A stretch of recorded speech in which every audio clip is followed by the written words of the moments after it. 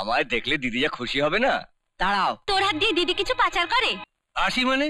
আরে এই তো এলি, বস বস। না মানে আমিও খুব খুশি হয়েছি রে, তোর কাজটা হবে শুনে। তোর চাকরি হলে আর কিছু হোক না হোক, তোর মামা দাতব্য করাটা তো বন্ধ হবে,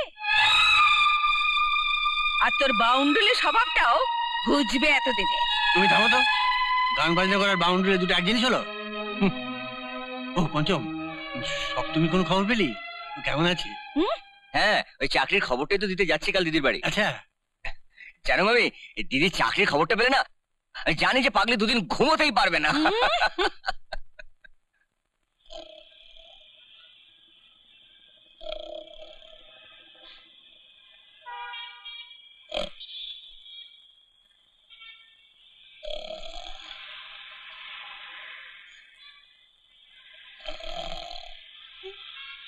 ঘুমো তারমানজি, নাক ডেকে ঘুমো, আমি ততক্ষণ আমার দিদির সঙ্গে দেখা করে আসি।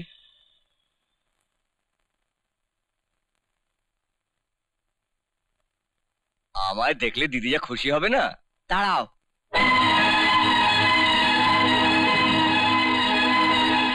এই ছোড়া, বাড়িতে ঢুকলি কি করে?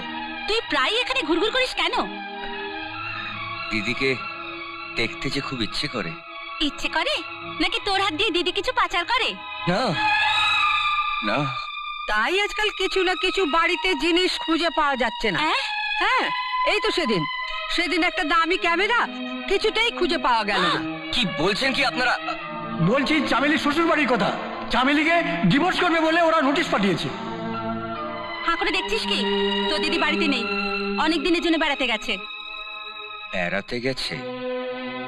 কই, আমাকে তো কিছু জানায়নি। কেন? এ বাড়িতে কি সবকিছু তোকে জানিয়ে হয় নাকি? দেখেছো মা, ঘরের কথা কিরকম বউ বাইরে পাচার করে। দোহাই আপনাদের, দিদির নামে এইভাবে কথা বলবেন না। আপনারা ওকে একটু মানিয়ে নেবেন। পাগলি হয়তো গুছিয়ে কথা বলতে পারে না। গুছিয়ে কথা বলতে জানে না, কিন্তু আখের গোছাতে খুব ভালোভাবেই জানে। আর গুছিয়ে এই বাড়ির সব জিনিসপত্র বাপের বাড়িতে পাচার করতেও জানে। না না, এসব মিথ্যে। আমি আপনার পা ছুঁয়ে বলছি, আমার দিদি এই ধরনের নোংরা কাজ করতে পারে না।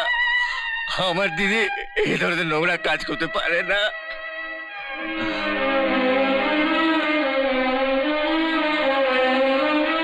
আর নাটক না করে ভালোই ভালোই বিদায় হও এখান থেকে। আয় দীপা,